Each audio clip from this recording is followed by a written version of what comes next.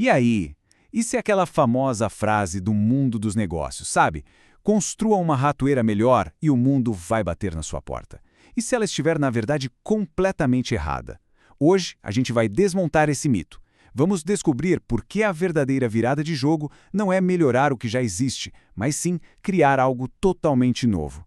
Prepare-se, porque isso aqui vai mudar a forma como se pensa sobre vendas e influência. Para a gente começar, dá uma olhada nessa citação. É bem forte, né? Ela já dá a dica de que o nosso papo hoje vai muito além de estratégia de marketing. A gente está falando de um desejo humano muito profundo. O desejo não de apenas melhorar um pouco, mas de se transformar em outra coisa, de se livrar de uma versão antiga. E é aqui que a gente entra de cabeça no nosso primeiro grande tópico, o tal do mito da ratoeira melhor. Todo mundo já ouviu isso, né? Pega um produto, bota uma função nova, deixa ele 10% mais rápido, parece fazer todo sentido. Mas o que a maioria das pessoas não percebe é que esse é muitas vezes o caminho mais curto para a frustração e para o fracasso. E a diferença, olha, é brutal.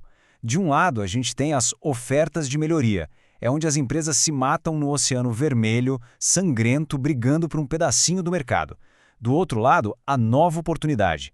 Elas simplesmente criam um oceano azul, um espaço novinho em folha, sem ninguém para competir. É a diferença entre reformar uma casa caindo aos pedaços e construir uma totalmente nova, do zero. Tá, mas a pergunta que fica é: por quê? Por que é tão difícil vender algo que é comprovadamente melhor? A resposta, curiosamente, não está na lógica, está na psicologia humana. Vamos entender de vez por que o nosso cérebro tem tanta resistência à simples ideia de melhorar. Olha só esses 4 grandes vilões da melhoria. Primeiro, a dor passada. Se alguém já tentou fazer uma dieta e falhou, oferecer uma dieta melhorada só vai acender um letreiro de neon na cabeça da pessoa escrito fracasso. Segundo, a lacuna de ambição. A gente acaba falando só com aqueles 2% super motivados e esquece dos outros 98% que só querem uma solução, um desejo realizado. Terceiro, e esse aqui é matador, a admissão de falha. Para comprar o produto melhor, a pessoa precisa, antes de tudo, admitir que a escolha que ela fez antes foi ruim. E ninguém gosta de fazer isso. E por último, claro, tudo vira uma briga de preço, uma corrida para ver quem cobra menos. Então, peraí. Se o caminho da melhoria é cheio de armadilhas, qual é a saída? A resposta está no poder do que é novo. Os maiores líderes, os maiores inovadores da história, eles não ficaram consertando o que estava quebrado. Eles construíram algo completamente diferente. E esse padrão se repete o tempo todo na história. Pensa só, Cristo não chegou a oferecer uma versão 2.0 da lei antiga. Ele ofereceu uma nova aliança. A Netflix não se apresentou como uma locadora de DVDs melhor, sem multinha por atraso. Ela criou uma nova forma de ver filmes em casa. E o Steve Jobs? Ele não vendeu um MP3 player melhorado. Ele criou o iPod, uma categoria nova com a promessa de 1000 músicas no bolso. Em todos esses casos, a chave foi substituir, não melhorar.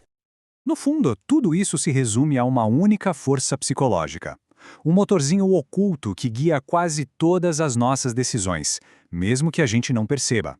E essa força se chama status. Mas calma, vamos entender o que status realmente quer dizer nesse contexto. E aqui está o pulo do gato. Não estamos falando de status no sentido de ter um carrão para impressionar os outros. A gente está falando de como nós mesmos nos vemos.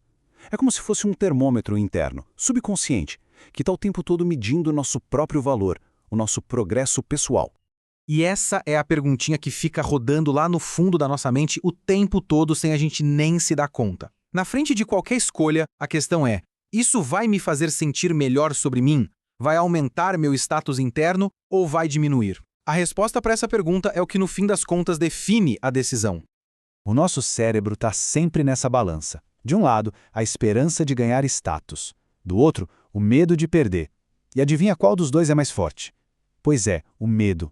Uma oferta de melhoria ativa esse medo na hora. Se a pessoa já falhou antes, a ideia de tentar de novo e falhar de novo seria uma queda de status gigantesca. Já uma nova oportunidade?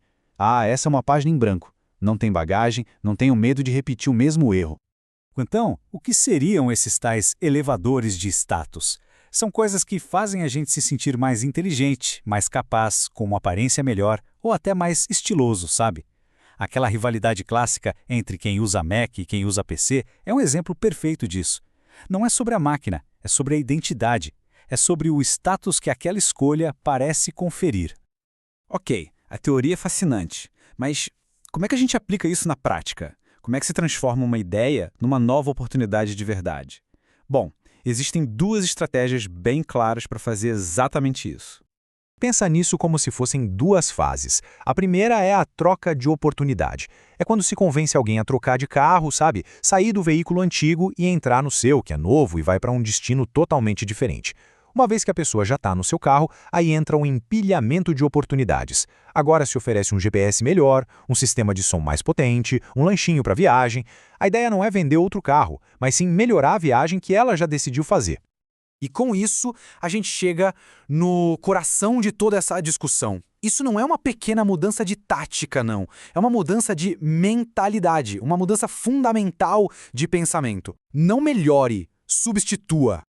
A mensagem final não podia ser mais direta. Em vez de tentar remendar o muro que está todo rachado, é melhor mostrar a porta para um cômodo totalmente novo. Em vez de tentar convencer as pessoas a pintar a grama seca, que tal oferecer um ingresso para um jardim que nunca existiu antes?